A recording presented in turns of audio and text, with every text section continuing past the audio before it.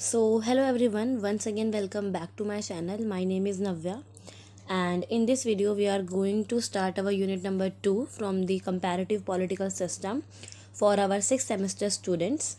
So I hope you have already watched my part 1 or part 2 and part 3 of the unit number 1, and now we are going to study about the politics in the USA. So without wasting our time, let's start our video. तो जैसा कि हम लोग जानते हैं कि politics in the USA का flag तो आपको पता चल ही गया होगा। तो पॉलिटिक्स इन द यूएसए की अगर हम बात करते हैं तो यूएसए का ना जैसे फ्लैग जो अगर आप देखोगे तो इसके अंदर ना आपको बहुत सारे ऐसे स्टार्स दिखेंगे। ठीक है, ये स्टार्स दिखेंगे आपको इसके अंदर, रेड स्ट्रिप वाइट स्ट्रिप्स दिखेंगी। ठीक है, जो सॉलिडारिटी पीस को दिखाती हैं। ठीक है, तो ये सारी चीज़ें हमारे यूएसए के फ्लैग में आपको देखने को मिलेगी। वहीं मैंने यहाँ पे एक सील भी लगा रखी है। आगे चलकर हम इस सील के बारे में भी थोड़ा डिटेल में देखते हैं। ठीक है, तो ये अब अपना टॉपिक है पॉलिटिक्स इन यूएसए। तो इस पर्टिकुलर वीडियो के अंदर हम क्या क्या पढ़ेंगे, इंट्रोडक्शन अगर हम इसका देखें तो इंट्रोडक्शन में आपको देखने को मिल जाएगा इसके बारे में कि भाई जियोग्राफी इनकी कैसी है। ठीक है, लेजिस्लेटिव, एग्जीक्यूटिव, जुडिशियरी, और लास्ट में आप इसका कंक्लूजन देखोगे। ठीक है, तो अगर जैसे मैं इस मैप की बात करूं तो ये आपका यूएसए का मैप है। ठीक है, this map is of USA. तो यहाँ पे ना आपको ये जो ऐसे स्टेट्स दिख रही हैं आपको, ये कुल मिलाकर अगर तुम अभी भी गिनोगे ना तो ये 50 हैं। कुल मिलाकर पूरी 50 स्टेट्स हैं ये। तो ये ही 50 स्टेट्स जो हैं यही अमेरिका की स्टेट्स हैं। ठीक है, तो इसे हमें पता है ना, USA, United states of America. तो यही 50 स्टेट्स इसके अंदर इन्वॉल्व है और मिलकर ये लोग क्या बनाते हैं, यूएसए बनाते हैं। ठीक है, तो let's start with the background. तो देखो यहाँ पे जो कंटेंट लिखा हुआ है वो डेट्स के वाइज लिखा है, बाकी सारा आपको सुनना पड़ेगा जो मैं आपको बता रही हूँ। ठीक है, जैसे 4 जुलाई 1776 से अगर हम चालू करें, बेसिकली अगर मैं बैकग्राउंड की बात करूँ तो जैसे यहाँ पे जो 50 स्टेट्स थी, अब ये तो बाद में जाकर बनेगी भाई, और भी ऐड हो गई थी। ठीक है, लेकिन जैसे इंडिया को ब्रिटेन वाले लोगों ने कब्जा कर रखा था इंडिया पे, सिमिलरली जो आपका यूएसए था, ठीक है, जो आपका यूएसए था ना, यूएसए पर भी आपका कब्जा हो रखा था बाय द ब्रिटेन।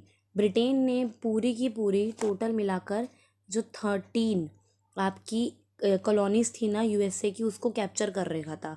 और लगभग लगभग 150 साल के लिए, कब तक, 150 ईयर्स। और कब से कब तक किया था, देखो 1607 से लेकर 1607 से लेकर इन्होंने किया था 1783 तक। ठीक है, हालांकि 1788 के अंदर जाके यूएसए ने अपना कॉन्स्टिट्यूशन को अडॉप्ट किया था। ठीक है, तो 4 जुलाई 1776 की डेट इसलिए भी इम्पॉर्टेंट हो जाती है क्योंकि इस दिन जो हमारी कांग्रेस थी ना, कॉन्टिनेंटल कांग्रेस जो थी आपके यूएसए की, इन्होंने डिक्लेयर किया था अपने आप को इंडिपेंडेंट। और इन्होंने 13 अमेरिकन कॉलोनीज थी जिन्होंने मिलकर खुद को डिक्लेयर किया था इंडिपेंडेंस, जिसमें से फ्रैंकलिन, एडम और जेफरसन्स थे। बेसिकली ये लोग कौन थे, जो आपकी कॉन्टिनेंटल कांग्रेस थी ना उसके मेंबर्स थे। ठीक है, इन्हीं लोगों ने क्या करा था, इंडिपेंडेंस को डिक्लेयर किया था। ठीक है, और यहाँ पर जो ब्रिटेन था ना, उसने अमेरिका की 13 अमेरिकन कॉलोनीज़ को मतलब बंदी बना रखा था। ठीक है, तो ये डेट आपकी इसलिए इम्पॉर्टेंट हो जाती है कॉन्टिनेंटल कांग्रेस के हिसाब से। ठीक है, और 1787 के अंदर जो मई 25 में था, देखो ये, ठीक है, 25 में 1787 में कंडक्ट करते हैं ये लोग अपना federal convention, new frame of government. तो बेसिकली फेडरल कन्वेंशन बेसिकली था क्या, तो फेडरल कन्वेंशन का मतलब है, देखो फेडरल मतलब पावर होता है, डिवीजन ऑफ, और कन्वेंशन ऐसे तुम चार्टर टाइप समझ लो। तो फेडरल कन्वेंशन मतलब ये था कि जो हमारा कॉन्स्टिट्यूशनल कन्वेंशन आया था ना 1787 के अंदर, तो ये अडॉप्ट किया गया था एक ट्रीटी से, फिलाडेल्फिया में हुई थी ये। और फ्रॉम द 15 मई टू 17 सितंबर तक ये ट्रीटी आपकी चली थी। तो इस ट्रीटी के चलते जो ये आपका कन्वेंशन था, क्योंकि देखो हमें पता है ना, हमारे यहाँ पे ब्रिटिश मतलब यूएसए के अंदर ब्रिटिश कॉलोनीज थी, तो उन्होंने अपनी तरीके से जो रूल रेगुलेशन होते हैं वो बना रखे थे। तो ये जो कन्वेंशन थी ये इसलिए इम्पोर्टेंट थी क्योंकि इस कन्वेंशन ने ना पूरा जो बेसिक ढांचा था ना, जो ब्रिटिशर्स के टाइम पे चलता था इंग्लैंड के, यूएसए के अंदर, इन्होंने उसको चेंज करने की कोशिश करी। क्योंकि पहले वाले सिस्टम में क्या चीज़ें थी, weak central government, lack of national currency, और inability to tax, no executive branch. ठीक है, तो ये सारी चीज़ें आप नोट करते रहो तो ज़्यादा अच्छा रहेगा। एक बार मैं और बता देती हूँ। ठीक है, एक पेज निकाल लेते हैं, हम उस पर देखते हैं इसको। ठीक है, तो सबसे पहला देखो क्या था। अगर सबसे पहले की हम बात करें यहाँ पर, तो फर्स्ट नंबर पे आपका आ जाएगा कि भाई वीक सेंट्रल गवर्नमेंट। ठीक है, वीक सेंट्रल गवर्नमेंट इनकी थी इस कन्वेंशन के थ्रू। ठीक है, दूसरी अगर हम बात करें तो देखो आपका था लैक ऑफ नेशनल करेंसी। ठीक है, और अगर हम थर्ड की बात करें तो इनकी क्या थी, ये इनएबिलिटी टू टैक्स, मतलब ये टैक्स वगैरह उतना नहीं लगा पा रहे थे। ठीक है, इनएबिलिटी टू टैक्स। फिर इनकी कोई एग्जीक्यूटिव ब्रांच भी नहीं थी कि भाई देश को चला ले, इम्प्लीमेंटेशन के लिए काम कर ले। ठीक है, तो नो एग्जीक्यूटिव ब्रांच। और सबसे आखिरी में नो जुडिशरी, नेशनल जुडिशरी कोई भी नहीं। जैसे सुप्रीम कोर्ट जैसी चीज़ें होती है ना, इनके यहाँ पे नो नेशनल जुडिशरी, आप कंटिन्यू कर लेना। ठीक है, तो ये 5 चीज़ें थी जो यहाँ पे बहुत इंपॉर्टेंट आपकी नहीं थी हमारे पास, और हमें ये चीज़ें चाहिए थी। इसके लिए क्या किया जाता है, कॉन्स्टिट्यूशन बनाया जाता है। अब भाई जो चीज़ें नहीं हैं अब वो चाहिए, तो उसके लिए क्या करोगे, कॉन्स्टिट्यूशन ही तो बनाओगे। तो इस वजह से ये लोग अपना कॉन्स्टिट्यूशन बनाते हैं। पहले वो ये ड्राफ्ट निकलता है कॉन्स्टिट्यूशन का। जितने भी ड्राफ्टिंग चल रही होती है वो, जैसे इंडिया के अंदर 165 डेज तक ये टाइम पीरियड चला था, लेकिन हम इनके यहाँ पे कितने डेज तक चला था, 12 से 13 की 13 जो स्टेट्स थी ना, जो कॉलोनी बनी हुई थी, इन सारी की सारी कॉलोनी साथ में आती हैं, डिबेट डिस्कशन करती हैं, क्लॉज बाय क्लॉज धीरे धीरे इसको किया जाता है, तब जाके इनका एक कॉन्स्टिट्यूशन बनता है। और ये लोग एग्री हो जाते हैं कि भाई हम एक कैसा कॉन्स्टिट्यूशन बनाना चाहते हैं जहाँ पर फेडरल रिपब्लिक हो। ये मोस्ट इम्पॉर्टेंट है आपका, कि आपके यहाँ पे इन्होंने चूज़ करा कि भाई हमें ना फेडरल रिपब्लिक चाहिए। ठीक है, फेडरल रिपब्लिक हमको चाहिए, और with the strong central government, यानी कि लोगों की भी चले लेकिन सेंट्रल गवर्नमेंट ज़्यादा होनी चाहिए। ठीक है, तो इस तरीके से 1787 के अंदर इनका कॉन्स्टिट्यूशन जो था वो बेसिकली अडॉप्ट कह लो, ड्राफ्टेड हो चुका था। फाइनली बना तो 1788 में था, जो कहते हैं ना रेटिफाइड का मतलब होता है ऑफिशियली अप्रूव्ड कब हुआ था।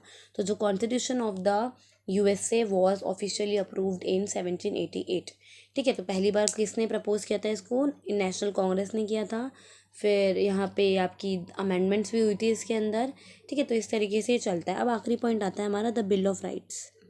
बिल ऑफ राइट्स बेसिकली क्या था, तो bill of right was not officially approved. जैसे कि हमें पता है ना, हर कंट्री के कुछ बिल ऑफ राइट्स होते हैं, तो इनके भी कुछ राइट्स थे कि भाई हमें क्या करना है, फंडामेंटल राइट्स हो गए या डायरेक्टिव प्रिंसिपल हो गए, ये सारी चीज़ें ये भी लाना चाहते थे, लेकिन इनका ये मतलब अप्रूव नहीं हो रहा था बहुत टाइम से। तो बिल ऑफ राइट्स के अंदर ना 10 अमेंडमेंट की गई, क्योंकि अब कोई भी मान नहीं रहा था। हो सकता है कि बहुत ज़्यादा डिबेट डिस्कशन चल रहा हो, लोग मतलब उससे बिल्कुल राज़ी ना हो, बिल्कुल करेक्ट वो उनको नहीं लग रहा हो, तो जो कांग्रेस के मेंबर थे वो अमेंडमेंट चाहते थे। तो जब यहाँ पे अमेंडमेंट वगैरह हो रही थी ना, तो 10 अमेंडमेंट होती है इसके अंदर, तब जाके इसको ऑफिशियली 1791 के अंदर रेटिफाइड कर दिया जाता है कि भाई yes now it is officially approved. और फिर 1788 में कॉन्स्टिट्यूशन बना, फिर 91 के अंदर जाके हमारे बिल ऑफ राइट्स आपके अप्रूव हो जाते हैं। ठीक है, तो बिल ऑफ राइट्स 1788 समझ में आया कि ये 88 तक अप्रूव नहीं हुआ था, 91 में जाके ये अप्रूव हो गया था। ठीक है, 1788, 89, 90, 91, 3 ही साल की तो बात है, तो ये अप्रूव हो जाता है। तो इस तरीके से बिल ऑफ राइट का ये समझ आया। ठीक है, तो आई होप आपको क्लियर हुआ होगा। अब बढ़ते हैं आगे। अब आते हैं पास्ट एंड प्रेजेंट पे। देखो पास्ट की मैं बात करूँ तो 50 स्टेट है इनके यहाँ पर। ठीक है, 45th प्रेसिडेंट जो इनके हैं, जो यूएसए को अभी सर्व कर रहे हैं, वॉज द आपके डोनाल्ड ट्रम्प। ठीक है, डोनाल्ड ट्रम्प ही हैं भाई। ठीक है, इससे पहले कौन थे जल्दी से कमेंट सेक्शन में नाम बता दो। ठीक है, तो 50 स्टेट हैं जिसमें से 45 प्रेसिडेंट हैं जो सर्व कर रहे हैं यूएसए को, including Donald Trump. George Washington जो थे वो इनके पहले प्रधानमंत्री प्रेसिडेंट थे, प्रधानमंत्री तो यहाँ है ही नहीं। ठीक है, अब्राहम लिंकन जो फेमस है, मैं आपको वो बता देती हूँ, 16 प्रेसिडेंट थे यूनाइटेड स्टेट्स के। ठीक है, करंट प्रेसिडेंट हमें बताइए डोनाल्ड ट्रम्प है, और ट्रम्प का administration is serving the USA. ठीक है, तो ये चीज़ यहाँ पे हो जाती है आपकी। ठीक है, तो इस तरीके से ये चीज़ें यहाँ पे चलती है। ठीक है, अब ये बता दो कौन है। ठीक है, ये बता दो मुझे कौन है, और ये बता दो मुझे कौन है। अभी मैंने क्वेश्चन पूछा था कि भाई जो आपके कौन थे पहले, तो जो बाइडन जो थे वो पहले आपके प्रेसिडेंट थे, किसके, यूएसए के। फिर अभी 2025 के अंदर इलेक्शन हुए और फिर यहाँ पे आपके डोनाल्ड ट्रम्प फिर से आपके प्रेसिडेंट बन जाते हैं। और ये जो मैंने आपको व्यक्ति बताया ये हैं आपके अब्राहम लिंकन। ये जो व्यक्ति मैंने आपको बताया he is the first president. इनकी फ़ोटो आपने ना कहीं पे देखी भी होगी ज़रूर। ठीक है, तो इस तरीके से हमारा पूरा पास्ट एंड प्रेजेंट का सिस्टम था। अब आते हैं most important topic, that is the political system of the USA. जैसा आप लोगों को ना इस पिक्चर से देखने को मिल रहा होगा कि भाई पॉलिटिकल सिस्टम क्या था यूएसए के। अगर हम बात करें तो इनका एक कॉन्स्टिट्यूशन तो देखो था ही, कब बना था फिर से कमेंट सेक्शन में बता दो, 1788 में बना था। ठीक है, तो जो इनका कॉन्स्टिट्यूशन था या फिर जो इनकी पार्लियामेंट्री 3 ऑर्गन होते हैं, हर कंट्री में होते हैं 3 ऑर्गन कह लो या ब्रांचेस कह लो, इनके पास भी थे। तो क्या क्या था इनके पास, बेसिकली इनकी लेजिस्लेटिव ब्रांच थी, एग्जीक्यूटिव ब्रांच थी और जुडिशियल ब्रांच थी। ठीक है, तो एक एक करके हम इसके बारे में अच्छे से पढ़ेंगे, टेंशन नॉट।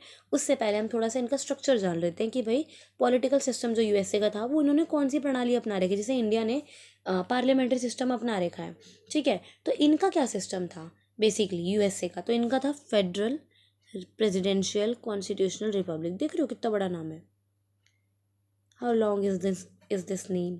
तो फेडरल का मतलब आपको पता ही है, फेडरल का मतलब क्या होता है, डिवीजन ऑफ पावर। ठीक है, मैं सोच रही हूँ तुम्हारी वीडियोस ना लाइव लिया करूँ मैं, लाइव आकर अपना तुम लोग कमेंट भी करोगे और अपना बातचीत भी होएगी फिर। ठीक है, चलो देखते हैं। तो फेडरल का मतलब क्या होता है आपका, डिवीजन ऑफ पावर। प्रेसिडेंशियल का मतलब क्या होता है, head of the government and state is president, है ना, यही होता है प्रेसिडेंशियल का मतलब कि भाई हेड कौन है स्टेट का या गवर्नमेंट का, प्रेसिडेंट जी हैं। ठीक है, तो यही है यहाँ पर डिवीजन ऑफ पावर है आपके यूएसए में, बिल्कुल है। प्रेसिडेंशियल सिस्टम चलता है, बिल्कुल चलता है। कॉन्स्टिट्यूशन है, बिल्कुल इनका कॉन्स्टिट्यूशन भी है और they have a written constitution unlike the UK. जैसे हमने लास्ट में पढ़ा था, फर्स्ट वीडियो में आपकी यूनिट 1 में, कि जो यूके है वो तो भाई अनरिटन कॉन्स्टिट्यूशन है, उनके यहाँ तो कुछ रूल रेगुलेशन ही राइट ही नहीं है। ठीक है, तो कॉन्स्टिट्यूशन इनका और रिपब्लिक है यहाँ पे। रिपब्लिक का मतलब क्या है, पीपल इलेक्ट रिप्रेजेंटेटिव, यही तो होता है रिपब्लिक का मतलब, कि लोग जनता जो है वो अपने रिप्रेजेंटेटिव्स को चुनती है और फिर यहाँ पे गवर्नमेंट बनती है। ठीक है, तो ये आपका फेडरल प्रेसिडेंशियल कॉन्स्टिट्यूशनल रिपब्लिक इनका सिस्टम है। यूएसए की 3 ब्रांच, जैसा मैंने अभी आपको इस पिक्चर से बताया, लेजिस्लेटिव, एग्जीक्यूटिव और जुडिशरी।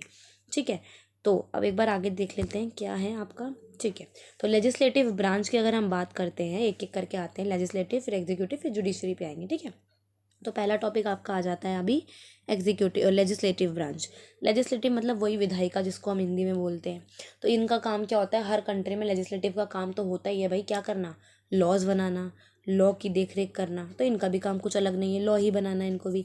लेकिन जैसे हमारे यहाँ पे पार्लियामेंट बोला जाता है ना, इनके यहाँ पे जो इनकी लेजिस्लेटिव ब्रांच होती है ना उसको कांग्रेस बोला गया है।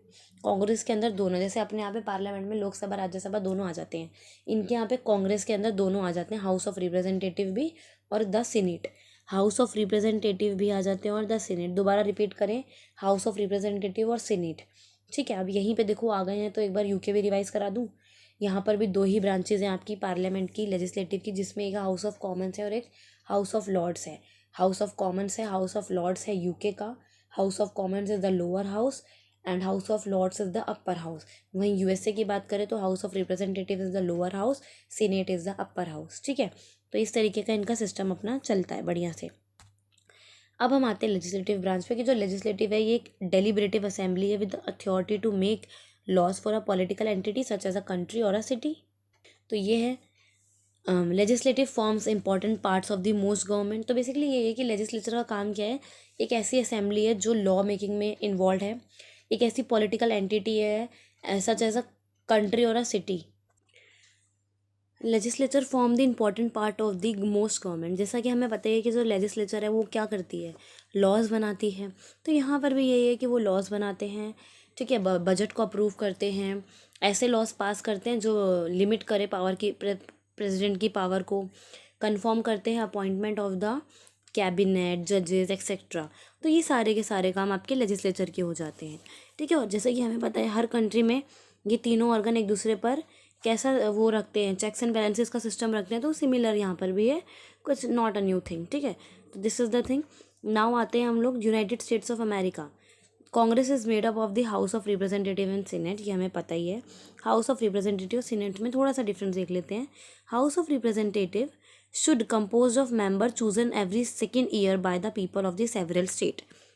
हाउस ऑफ रिप्रेजेंटेटिव यही होता है ना कि भाई हर 2 साल के अंदर, एवरी सेकेंड ईयर के अंदर कुछ लोगों को चुनकर रिप्रेजेंटेटिव, लोगों के रिप्रेजेंटेटिव बनकर वो कहाँ आते हैं, आपकी हाउस ऑफ रिप्रेजेंटेटिव के अंदर आते हैं। ठीक है। और सीनेट की बात करें तो senate of the USA should be compose of 2 senator from each state. और इसमें होता है कि सीनेटर में बेसिकली सीनेट के अंदर जो लोग बैठते हैं उन्हीं को सीनेटर बोलते हैं। ठीक है, ज़्यादा कंफ्यूजिंग नहीं करना है। हर स्टेट में से 2 सीनेटर चुनकर यहाँ पर आते हैं।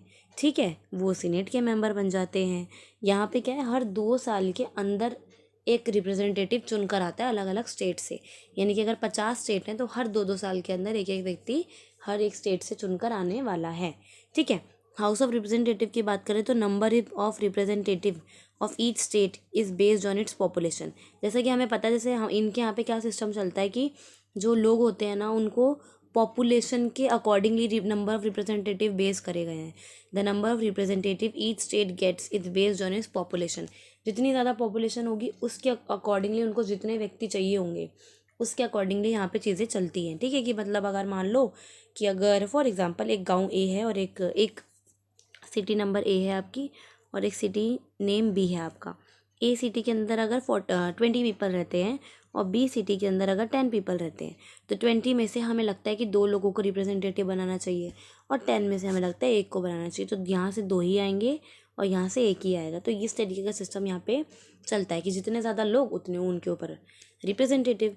तो इसके पूरे 435 मेंबर हैं हाउस ऑफ रिप्रेजेंटेटिव के। जैसे लोकसभा राज्यसभा में मेंबर होते हैं, इनके भी हैं भाई कॉमन। जो इनका हाउस ऑफ रिप्रेजेंटेटिव है लोअर हाउस, इसमें 435 मेंबर है।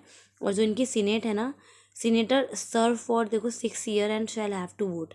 सीनेटर जो होते हैं ये अगेन 6 साल के लिए सर्व करते हैं और and shall have to vote, और इनको भी वोट देने का अधिकार होता है। It has 100 members two each from every state.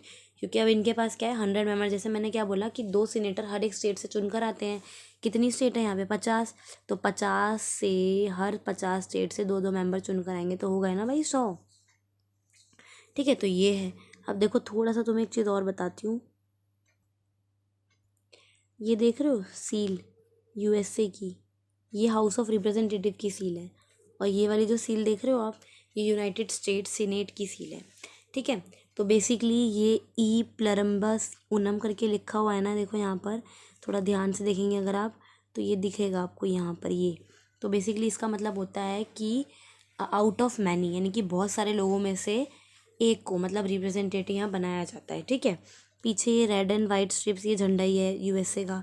ये कुल मिला के 13 स्टार है, जो ब्रिटेन की 13 कॉलोनी थी ना जो अमेरिका को बना रखा था उन्होंने, ये दिखाते हैं। ठीक है, और यहाँ पर आपको ऑलिव लीव्स दिख जाएंगी जो कि पीस को शो करती हैं, और नीचे आपको ये स्वॉर्ड दिख जाएगी। ठीक है, इस तरीके से ये रही, देखो ये आपकी स्वॉर्ड है। ठीक है, इसको थोड़ा शॉर्ट करके दिखाती हूँ मैं, ये वाली स्वॉर्ड है आपकी। और फिर यहाँ लिखा हुआ है सील, ये इनकी सील होती है। अब देखो ये जो ईगल है, मोस्ट ऑफ द मैंने ना हर पेज पे भी आपके ऐसे ईगल लगा रखी है। तो ईगल क्या है बेसिकली, ये इनका नेशनल एनिमल है, आई मीन नेशनल बर्ड है इनकी। ठीक है, ईगल इनकी नेशनल बर्ड है। जैसे अपनी नेशनल बर्ड कौन है, पिकॉक है, इनकी भी क्या है ईगल है, इसलिए ये ईगल को लगा के रखते हैं। ठीक है, अब ये वाली सील जो है ये मैं थोड़ा डिटेल में समझाऊंगी अभी। ठीक है, तो अभी इसको रख दो ऐसे ही, तो अभी आगे देखते हैं इसको। ठीक है, नाउ नेक्स्ट आता है, चलो सील पे ही आ जाते हैं, अब बात कर रहे हैं तो एग्जीक्यूटिव ब्रांच पे आते हैं। ठीक है, एक इसमें आपका टॉपिक है how bill become a law. ठीक है, वो मैं टॉपिक एग्जीक्यूटिव ब्रांच के बाद वाली भी उसमें कराऊंगी। ठीक है, तो एग्जीक्यूटिव ब्रांच अभी देख लो, फिर हम लोग अपना बिल बिकम अ लॉ करेंगे ताकि आपको अच्छे से थोड़ा समझ में आ जाए। ठीक है, ताकि आप थोड़ा प्रेसिडेंट के बारे में भी जान लो पहले, क्योंकि भाई बिल बिकम अ लॉ में तो प्रेसिडेंट जी भी होते हैं एग्जीक्यूटिव पावर में। ठीक है, तो वही सबसे इम्पोर्टेंट रोल प्ले करते हैं। ठीक है, तो ये आता है आपका एग्जीक्यूटिव ब्रांच का। तो एग्जीक्यूटिव ब्रांच को पढ़ने से पहले we have to understand these seal. एक बता दूंगी, लगभग लगभग सारी सिमिलर है, बस स्टार्स वगैरह की थोड़ी बहुत चीज़ें हैं, बाकी तो सब देखो सेम ही है। ठीक है, तो देखो ये है तुम्हारी सील। ये जूम क्यों नहीं हो रहा है, यस। ठीक है, तो this is your seal of the United states, seal है ये। तो अगर आप इस सील के अंदर देखेंगे, जैसा मैंने आपको बोला कि जो इनका ईगल है वो इनका नेशनल बर्ड है यूएसए का। अब जो इनकी प्रेसिडेंट की सील है, इसके ऊपर ना सील ऑफ यूनाइटेड स्टेट एक ईगल है जिसने ओलिव लीव ले रखी है अपने हाथ में। ठीक है, यही है ऑलिव लीव, ये ऑलिव लीव ले रखी है, जैतून बोलते हैं। ठीक है, इसको जैतून की लीव इनके हाथ में है, ऑलिव लीव इसके हाथ में, जो क्या शो कर रही है राइट हैंड में टैलोन इसको बोलते हैं, ठीक है। रिप्रेजेंट करती है पीस। हमेशा जहाँ पर भी ऑलिव ऑयल दिख गई ना, ये पीस को ही रिप्रेजेंट करती है, और ज़्यादातर जो यूएसए है ना वो खुद को ऑलिव ऑयल से ही रिप्रेजेंट कराता है, ठीक है। तो ये हो गई आपकी क्या, ये पीस के लिए शो कर रही है, ठीक है। और एरो है इनके, इस ईगल के लेफ्ट टैलोन में एरो है, जो क्या शो कर रहे हैं, वॉर, रिप्रेजेंटेटिंग वॉर शो कर रहे हैं। एक हाथ में पीस, दूसरे हाथ में वॉर, ठीक है। अब आते हैं हम लोग, eagle looks to the right, ये हमेशा राइट की तरफ देखती है।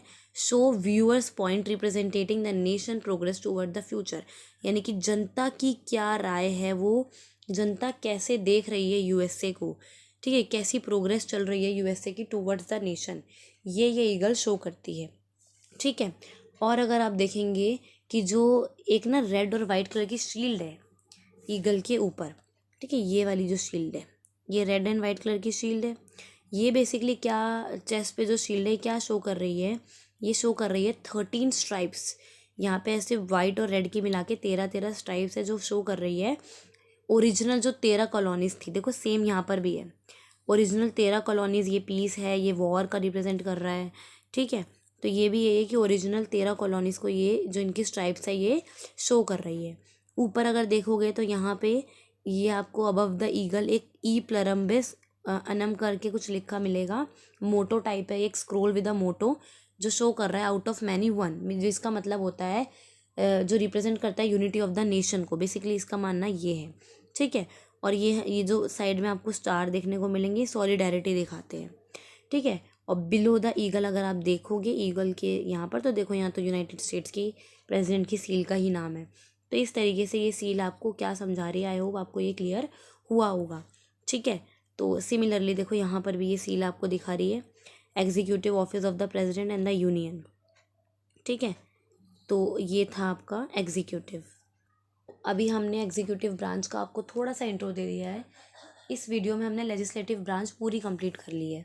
तो ये जो एग्जीक्यूटिव ब्रांच वाला टॉपिक है ये हम अपनी नेक्स्ट वीडियो में चालू करेंगे। तब तक के लिए stay tune and thanks for watching.